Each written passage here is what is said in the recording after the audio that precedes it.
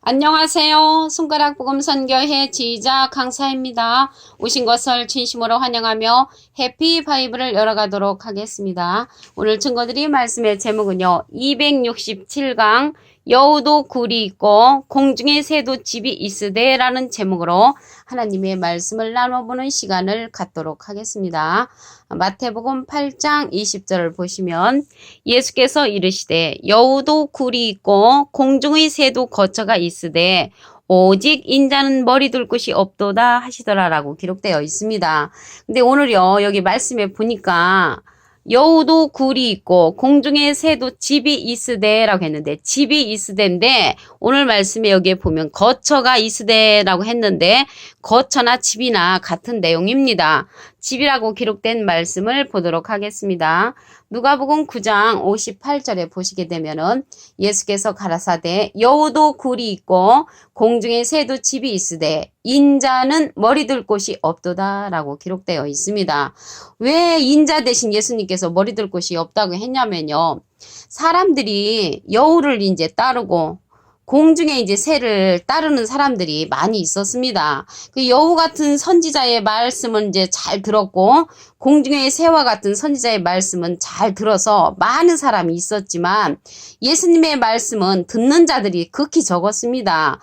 예수님의 말씀을 듣고 따르는 자도 적었고 믿어주는 사람도 없었기 때문에 예수님은 머리 둘 곳이 없다라고 그렇게 이제 말씀을 하신 것입니다. 겨우 예수님의 제자 12명이었는데 그 중에 한 명은 또 배반을 하고 11명이었었죠. 오늘 말씀에 보시면 여우도 굴이 있고 했는데 우선 여우에 관해서 알아보도록 하겠습니다. 아가서 2장 15절을 보시면 우리를 위하여 여우 곧 포도원을 허는 작은 여우를 잡으라 라고 했습니다. 여기 여우가 나왔는데요. 여우는 포도를 먹고 사는 것이 아니지요. 근데 여우 곧 포도원을 허는 작은 여우를 잡으라 했는데 포도원은 이사야 5장 7절에 보시게 되면은 만군의 여호와의 포도원은 이스라엘 족속이요 그렇게 기록되어 있습니다. 그래서 이스라엘은 호세아 10장 1절에 보시게 되면은 열매 맺는 무성한 포도나무로 이제 나오고요. 예수님은 생명의 참 포도나무잖아요. 그래서 열매 맺는 무성한 포도나무는 예수 믿는 자의 그러한 열매가 되므로 여기에서 이스라엘은 예수 이제 믿는 자를 이제 뜻하는 것입니다. 에스겔서 13장 4절을 보도록 하겠습니다. 이스라엘아 너희 선지자들은 황무지에 있는 여우 같으니라. 그래서 여우 같은 선지자가 황무지에 있다고 했거든요. 황무지. 이 황무지라는 것은 뭐냐면요. 거칠어진 그런 땅을 말하는 것이죠. 비바람을 막을 준비가 되어 있지 아니한 땅. 손을 대어 가꾸지 아니한 땅. 그러한 땅을 가리켜서 이제 황무지라고 하죠.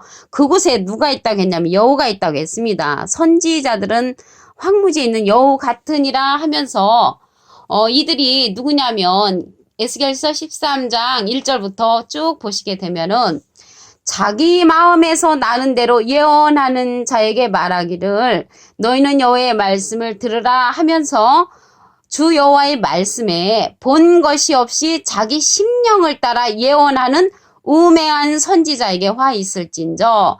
우매한 선지자가 누구냐고 봤더니 이스라엘아 너희 선지자들은 황무지에 있는 여우 같다고 했습니다. 그래서 여우 같은 선지자는 자기 심령을 따라 예언하는 자, 자기 심령을 따라 예언하는 우매한 선지자가 황무지에 있는 여우라는 것입니다. 근데 여기서 우매가 나왔잖아요. 우매는 어리석을 어두울 매 해가지고 어리석고 사리에 어두운 자를 가리켜서 우매라고 합니다. 그래서 이제 황무지에 있는 여우가 이제 오늘 말씀에 보니까 여우도 굴이 있다는 것은 집이 있다는 것은 그를 따르는 자들이 많이 있었습니다. 예수님 당시 때 사두개인 바리새인 율법사 그들에게 많은 사람들이 따라다녔죠. 그리고 이제 예수님은 많은 사람들이 따라다니지도 않고 믿어주지도 않기 때문에 인자는 머리 둘 곳이 없다라고 그렇게 이제 말씀하신 것입니다. 우리 말씀에 보니까 공중의 새가 또 나왔잖아요. 공중의 새도 집이 있으되 이제 거처가 있었는데 예수님이 이제 들어주는 사람들이 없었기 때문에 인자는 머리 둘 곳이 없다고 했습니다. 그러면 여기 공중의 새에 관해서 기절을 보도록 하겠습니다. 누가복음 8장 5절을 보시게 되면은 씨를 뿌리는 자가 그 씨를 뿌리러 나가서 뿌릴새. 더러는 길가에 떨어짐에 밟히며 공중의 새들이 먹어버렸고 라고 기록되어 있습니다. 공중의 새들이 먹어버렸는데 씨를 뿌리는 자가 나오잖아요. 그 씨를 뿌리는 자는 누군가 봤더니 마태복음 13장 37절에 보시게 되면 좋은 씨를 뿌리는 이는 인자요. 그 인자는 예수님이시죠. 근데 어떠한 씨를 뿌리는가 봤더니 마가복음 4장 14절에 보시게 되면 뿌리는 자는 말씀을 뿌리는 것이라. 이제 말씀을 뿌리는데 하나님의 말씀이라고 그랬죠. 누가복음 8장 11절에는 씨는 하나님의 말씀이요. 그래서 말씀의 씨를 예수님이 뿌리셨는데요. 여기에 보니까 길가에 떨어짐에 밟히며 공중의 새들이 먹어버렸다고 했습니다. 그래서 길가에 떨어지면은 공중의 새가 먹어버리는데 길가에 있다는 것을 말씀을 보시겠습니다. 누가복음 8장 12절에 보시게 되면은 길가에 있다는 것은 말씀을 들은 자니 이에 마귀가 와서 그들로 믿어 구원을 얻지 못하게 하려고 말씀을 그 마음에서 빼앗는 것이요. 그래서 길가에 있다는 것은 구원을 얻지 못하게 하려고 말씀을 갖다 그 마음에서 빼앗는 것이라고 했습니다. 여기에 보니까 공중의 새가 먹어버렸다고 했잖아요. 공중의 새들이 먹어버렸고 했는데 여기 누가복음 8장 12절에는 마귀가 그들로 믿어 구원을 얻지 못하게 했다니까 공중의 새가 이제 마귀가 되는 것인 줄로 믿습니다. 그 여기에서 길이 나왔잖아요. 길에 관해서 한번 보도록 하겠습니다. 요한복음 14장 6절에 보시면 예수께서 가라사대 내가 곧 길이요 진리요 생명이니 나로 말미암지 않고는 아버지께로 올 자가 없느니라. 그래서 예수님이 길이 되는 것이고요. 예수님이 진리가 되는 것이고 예수님이 생명이 된다고 하셨습니다. 그런데 예수님 가시고 없잖아요. 가시고 없기 때문에 이 시대는 예수님이 가시면서 보내주시는 그 진리의 성령이 계시잖아요. 요한복음 16장 13절을 보시면 진리의 성령이 오시면 그가 너희를 모든 진리 가운데로 인도하시리니 그가 자유로 말하지 않고 오직 듣는 것을 말하시며 장래일을 너에게 알리시리라. 그래서 모든 진리 가운데로 인도해주고 장래일을 알려주는 그러한 진리의 성령의 말씀을 듣는 것이 이 시대는 길 가운데로 가는 자인 것인 줄로 믿습니다. 예수님은요, 참고로 비둘기 같은 성령을 받으셨죠. 마태복음 3장 16절에 보시게 되면은 예수님은 비둘기 같은 성령을 받으셨고요. 예수님이 가시면서 우리에게 진리의 성령을 이제 보내주신다고 하셨습니다. 이자가 누구냐면 마태복음 11장 27절에 보시게 되면은 아들의 소원대로 계시를 받는 자인 것입니다. 그래서 예수님의 소원대로 계시 받는 자의 말씀을 듣는 것이 이 시대는 길 가운데로 가는 자들이 되는 것인 줄로 믿습니다. 공중의 새에 관해서 한 기절을 더 보겠습니다. 에스겔서 38장 20절을 보시면 바다의 고기들과 공중의 새들과 들의 짐승들과 땅에 기는 모든 벌레와 지면에 있는 모든 사람이 내 앞에서 떨 것이며, 그러면 내 앞에서 떤다는 것은 공중의 새도 이제 떤다는 것이죠. 모든 산이 무너지며 절벽이 떨어지며 모든 성벽이 무너지리라. 그 왜 떨어요? 떠는 거는 무엇인가 잘못했으니까 떨겠죠. 그리고 이들은 공중의 새들은 악인들로서 진멸한다고 했습니다. 스바냐 1장 3절을 보도록 하겠습니다. 내가 사람과 짐승을 진멸하고 공중의 새와 바다의 고기와 거치게 하는 것과 악인들을 아울러 진멸할 것이라. 내가 사람을 지면에서 멸절하리라. 나 여호와의 말이니라 라고 기록되어 있습니다. 그래서 여호와의 말씀에 보니까 공중의 새들은 이제 악인들로서 그날에 가서 진멸한다는 것을 말씀을 통하여 알 수가 있습니다. 근데 공중의 새라도요, 하나님께서 거짓 선지자로 보내는 공중의 새도 있는가 하면은 참 선지자로서 보내는 공중의 새도 있습니다. 참 선지자로 보내는 공중의 새를 보도록 하겠습니다. 이사야 46장 11절을 보시면 내가 동방에서 독수리를 부르며, 이제 독수리는 공중에 날아다니는 새인데 동방에서 독수리를 부른다고 했습니다. 먼 나라에서 나의 모략을 이룰 사람을 부를 것이라. 그래서 독수리가 공중에 날아다니는 새인데 하나님의 모략을 이룰 사람이라고 했습니다. 그래서 여기서 독수리는 하나님의 모략을 이룰 사람이라는 것을 알 수가 있습니다. 거짓 선지자들도 하나님의 주관권에 있죠. 창세기 3장 1절에 보시게 되면은 여호와 하나님께서 들짐승을 지으셨고요. 그 중에 간교한 것은 이제 뱀이라고 했는데 여기에서 동방에서의 독수리가 하나님의 모략을 이룰 사람으로 이제 부른다는 것을 볼 때 여기에서 모략을 이루는 그 사람은 참 선지자라는 것을 알 수가 있습니다. 한 기절을 더 보겠습니다. 계시록 8장 13절을 보시면 내가 또 보고 들으니 공중에 날아가는 독수리가 큰 소리로 이르되 땅에 거하는 자들에게 화가 있으리로다. 너희에게 또 새 천사의 불납할 소리를 인하미리다. 이 외에도 새 천사의 불납할 소리를 인하미로다.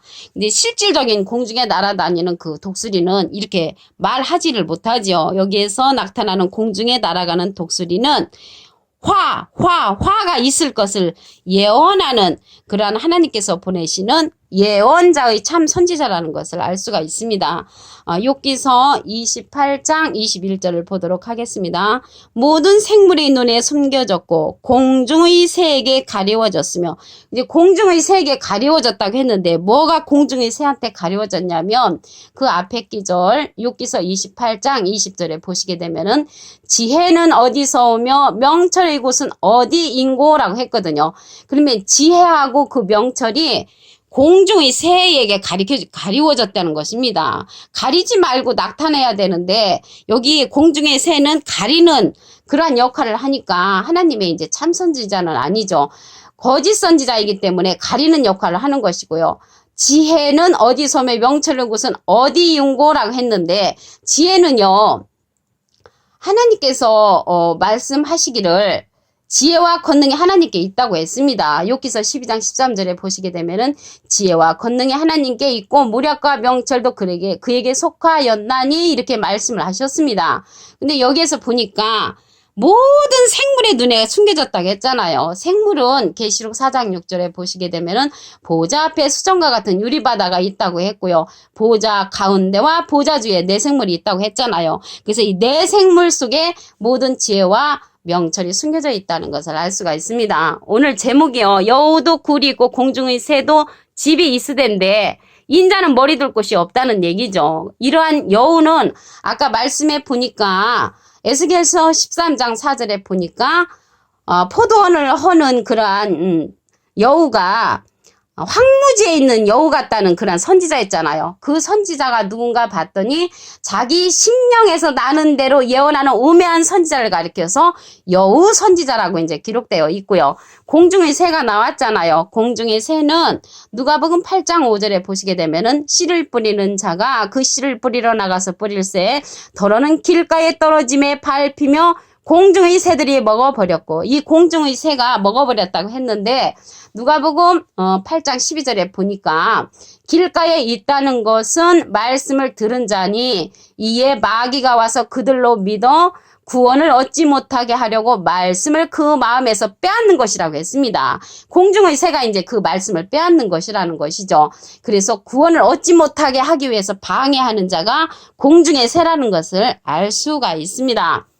그러면 이러한 길이 무엇인가 보면은 요한복음 14장 6절에 예수께서 가라사대 내가 곧 길이요 진리요 생명이니 나로 말미암지 않고는 아버지께로 올 자가 없느니라. 그래서 예수님의 말씀을 잘 듣는 자가 길 가운데로 흐르는 그러한 자들인데 공중의 새들은 예수님이 뿌린 씨를 길가에 뿌렸을 때 그것을 이제 먹히는 자들이죠. 길가에 뿌려진 그러한 것을 이 공중의 새가 그 말씀을 마음에서 빼앗는 자들이라는 것을 누가복음 8장 12절에 보아서 알 수가 있습니다. 오늘 267강 여우도 굴이 있고 공중의 새도 집이 있으되라는 제목으로 하나님의 말씀을 나눠보는 시간을 가졌습니다. 감사합니다.